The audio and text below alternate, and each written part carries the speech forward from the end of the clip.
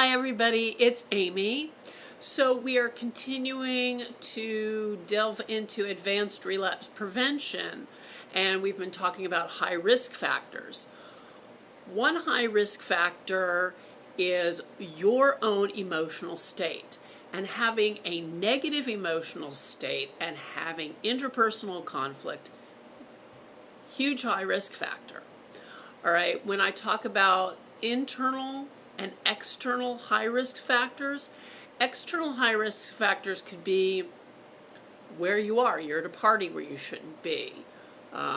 You're at the mall. You shouldn't be at the mall on a Saturday afternoon, or at the grocery store any day of the week after 4 o'clock when kids might be there. Those are external things. But then there's the stuff going on inside you, your negative emotional state. That in itself is a high-risk factor, all right? So we're going to go over some of these negative emotional states and the behaviors that go along with them, the feelings that go along with them, and then some interventions, all right? Because as we've gone over a million times, thoughts become feelings, feelings become behaviors, and behaviors can become huge problems. All right, so let's start out with anger. And you're thinking to yourself, I'm not taking this crap anymore. They want to piss me off. I'll show them, or I'll straighten this out later. And how are you feeling? You're feeling spiteful, dejected, hurt, misunderstood, and lost. You might start making accusations. You might talk loud and point, or frown, or hold resentments and plan a payback to people. Not good. All right, so what are the interventions for this? You need to stay calm and positive. You need to keep focused. You need to walk away sometimes from a situation. Being right, not always right, not always worth it, all right? Look for someone to talk to, or someone neutral who can monitor the situation that's going on. Don't let it get out of hand. Use breathing or relaxation techniques. Talk to a support person. Ask for some input. Realize how quickly anger can get out of hand. If you've been in prison, you might end up right back there. And if you haven't been, it's always the first time for everything, right? All right, so now another negative emotional state. Let's talk about stress.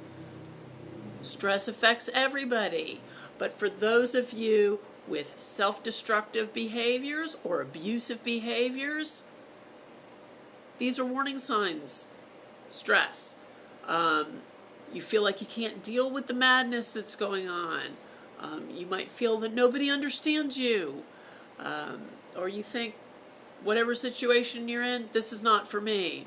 All right, your feelings at that point. You could be overwhelmed. You could feel beaten down. You could feel lost, inadequate, stupid.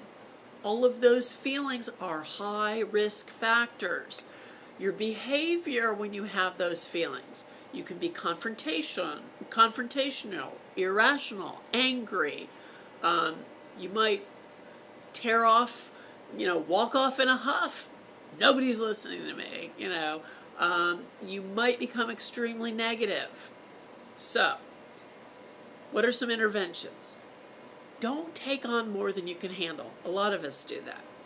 Know when it's time to take some time off, to take a break. Try slowing down. The world is not going to fall apart if you slow down and take a break. Use some positive self-talk. Talk to your boss. Maybe you have a good boss that you can talk to and ask for some additional time, even if it's just 15 minutes during the day that you need to cool off and take a break. Talk to a support person, explain the circumstances to them or your significant other, if you're lucky enough to have a significant other who's empathetic, or talk to a therapist if you have one and explain your feelings to them. Think about what led to that stress. And how much trouble you can get yourself in if you let that stress get out of hand. Make sure that your stress does not become misdirected at innocent people who have nothing to do with the situation, all right? because they can't, getting mad at them cannot possibly be a solution, right? Okay. All right, next, loneliness. This is really a big high risk factor. People are lonely. Sometimes they tend to act out, do things to fill that void with something. You might be thinking that nobody cares. You might be feeling that you're different than everybody else. You might be feeling that people don't see you for who you truly are. You could be feeling alone. You could be feeling dejected. You could be feeling insecure and uncertain. What are the behaviors? This is where that high risk thought or feeling turns into a behavior now. You might start looking for love through sex. We know it's two different things. You might end up having multiple intimate partners, which is not just bad for you emotionally, physically. We know there's all kinds of health issues there. You also might become extremely negative. Some interventions. You need to realize that solitude is not a threat. Being alone and being lonely are two very different things. Learn to enjoy some of the time that you are by yourself. Maybe a hobby, reading, start a project. There are ways to make good use of your time. And call a friend. Call a friend. Maybe he or she might have some time to talk to you. Use time to relax and rest. Call a member of your support team if you have one. If you have a group that you're in, maybe call someone from that group. Sometimes being alone, you can really enjoy it. There's nothing wrong with a little alone time. Again, if you have a therapist, please call them. Get some advice. Be open to the advice and open to feedback. Think of all the things that you have wished you could have done while you were locked up, for those of you who have been in prison, and be thankful now that you have some time alone. When you're in prison, you're constantly surrounded by people, and some time alone is not a bad thing in that regard. All right, boredom.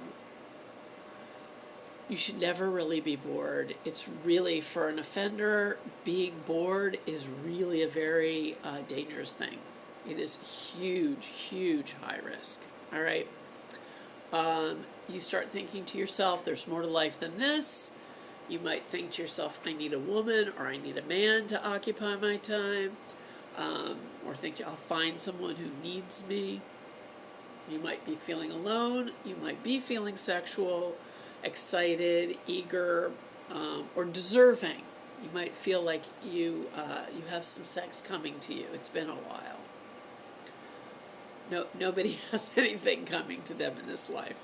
All right, so what's your behavior? You might go to places where you know the men or the women who you want to meet go. You might frequent a bar or somewhere like that where you know they hang out. You might be looking for sex partners or a sex partner. You might, in the old days, people had the old black book with everybody's phone numbers.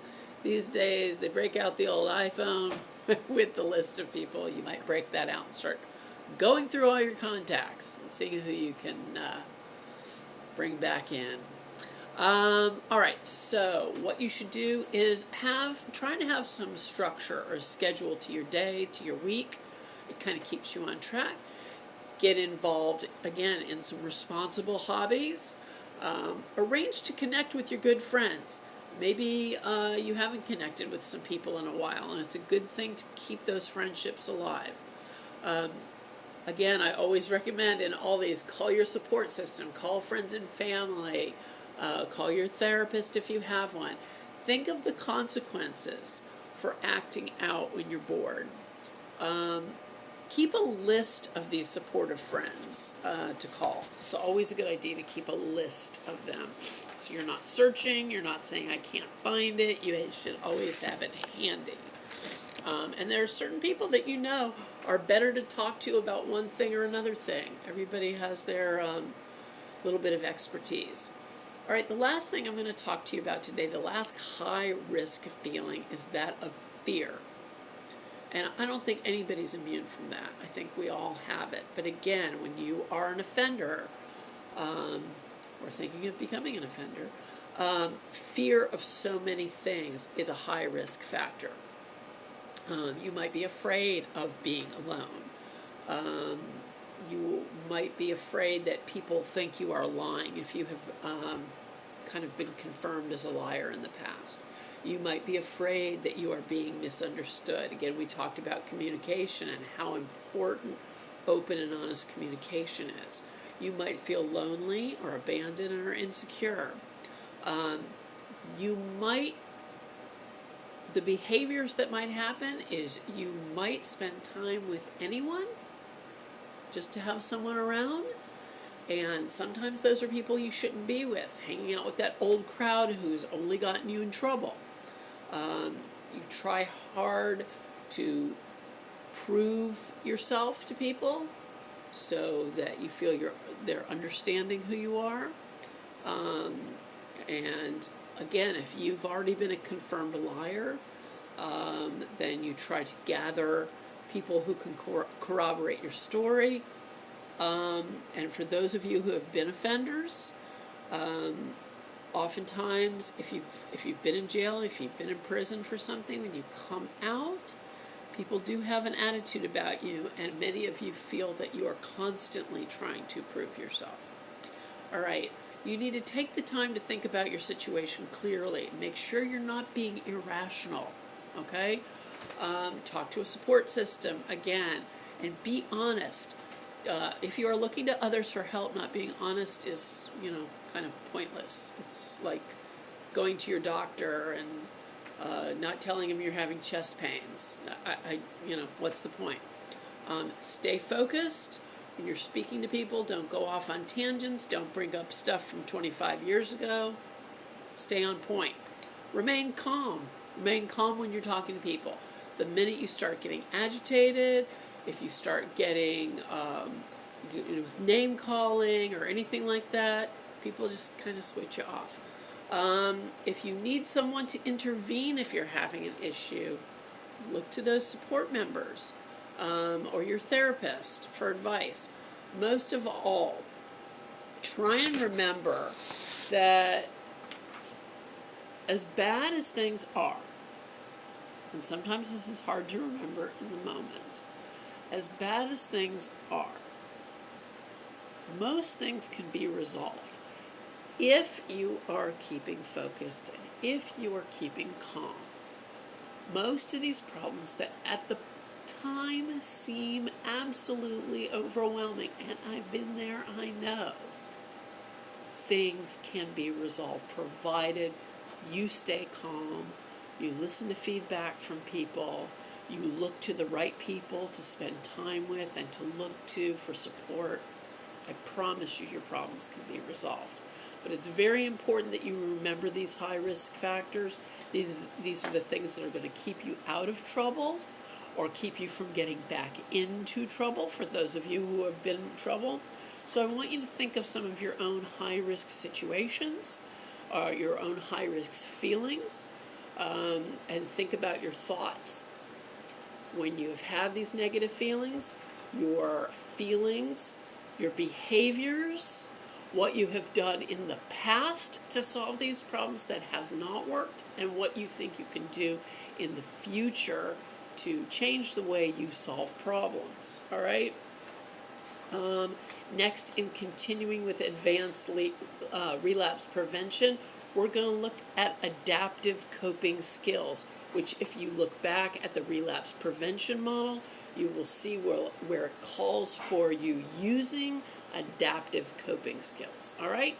So until next time, please subscribe to this channel. Please feel free to connect with me either through this channel or through Facebook or Instagram or Twitter. And share these videos with someone who you think they can help. And until next time, be well.